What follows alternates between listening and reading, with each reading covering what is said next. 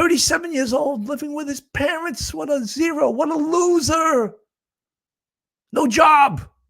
Borrowing his dad's car. Complaining about the poodles at his parents' house. You're the biggest poodle. They should have kicked your ass right out of that house. Complaining about his parents. They pay the bills, you 37-year-old. Don't get me going here, So we're going to discuss some of the statements that Jennifer Soto made to the same detective that interviewed Stephan when he was talking about how many times did he mention McDonald's and dropping her off, and she fell asleep, and all the bullshit that he tried to sell to that detective. And in the same vein, I think Jennifer Soto, in her interview with the same detective, is lying. Lots and lots of lies. Amazing, Remember she said she saw her leave at 8 o'clock in the morning? She admitted in this interview she never saw her leave. She slept right through it. She didn't even see it. She said she saw her the Sunday night at 11 o'clock. So all of the things that we may have thought were true, they absolutely were not. So folks, hold on to your hats. Hold on to your seats. Hold on to your loved ones. Hold on to your cup of coffee, your glass of wine. Maybe you need something stiffer to listen to this show. You're about to enter true crime from a police perspective. You're about to enter the off-the-cuff zone, the police off-the-cuff zone.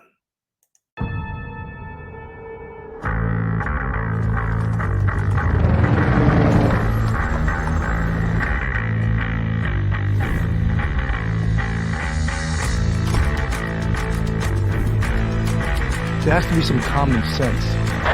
Yes, sir. They have the car stopped at 10th and Ranch Michael by there. We still don't know who pulled the trigger.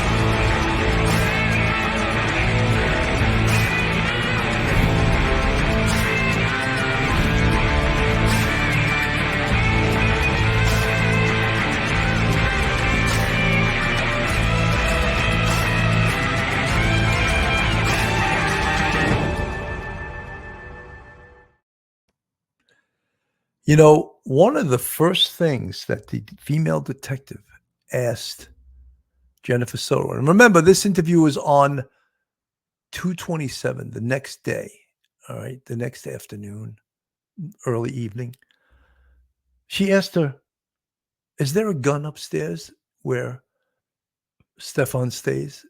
And Jennifer right away gave it right up. Yes, there's a gun up, and she called it guest bedroom number 4. This must have been some hell of a house, right? A place they're renting out all the rooms in the house to strangers. Imagine being a young girl growing up in a house of strangers.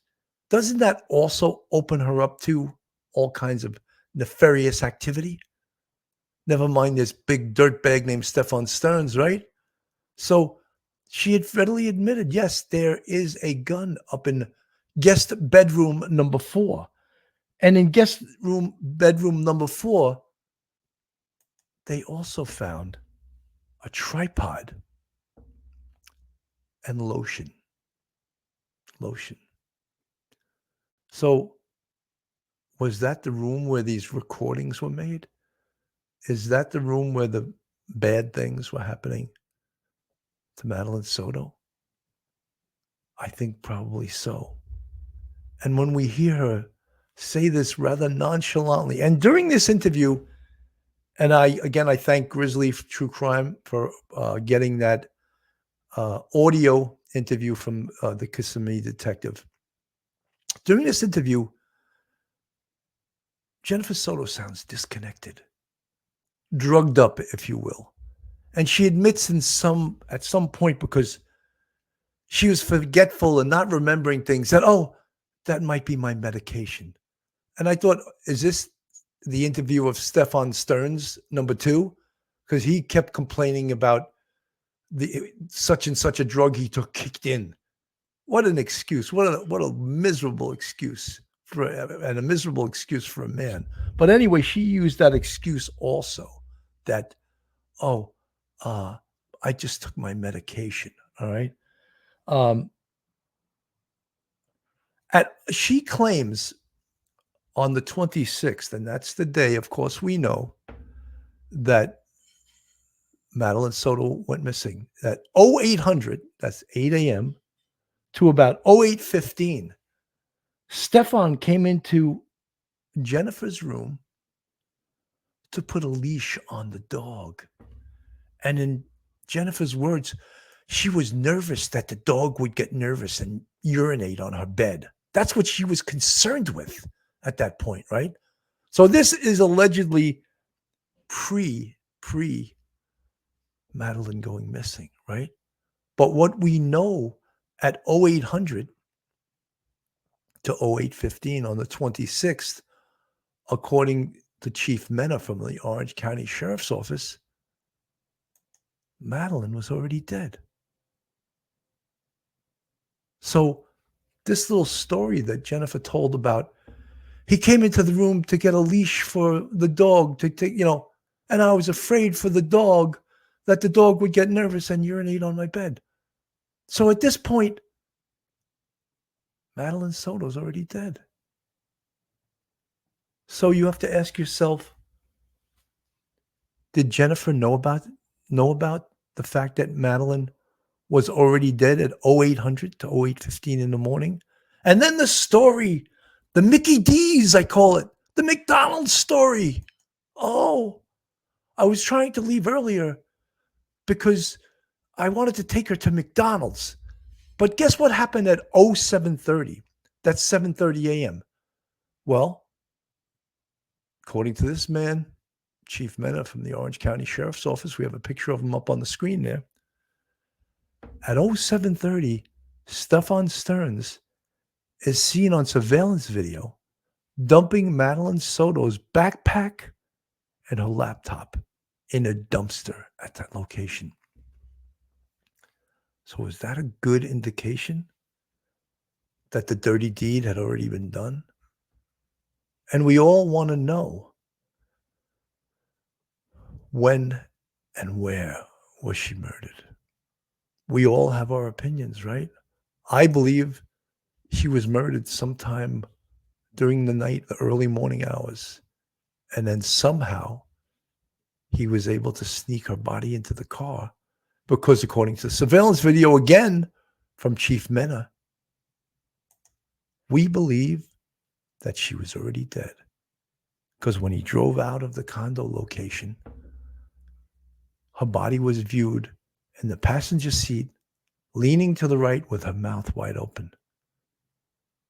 So Chief Mena from the Orange County Sheriff's Office believes that Madeline was already dead. So then you have to ask yourself again, did Jennifer know she was dead? What did Jennifer know? When did she know it? And why is she lying? Those are some of the questions that I have. And I think those are some of the questions that many of you still have. Why was she lying? Explore core, strangulation, over-medicated, and vomited in her sleep. I think it's something more egregious than that. That you're giving sort of an out to Stephan Sterns, and you're giving an out to Jennifer Soto. I think probably asphyxia. And I don't know, again, we all know that they're not allowed to release the results of an autopsy to someone underage in the state of Florida. So that's why none of us know at this point the cause of death. We know the manner of death. The manner of death is murder, right? Murder. Manner of death, just to put my professor hat on again, homicide, suicide, natural, accidental, or undetermined. This has been determined to be a homicide. Death caused by another, all right? Now, the detectives know the cause. The medical examiner knows the cause. However, has not been released to us. Carol Johansson, anxiety medicine isn't meant to be taken when you're anxious about putting your daughter to bed We're the predator. That's not when you take a pill, you change your behavior, you remove the predator. Carol Johansson, you know something? We are all true crime aficionados here. Hopefully, we're all normal people, if there is such a thing.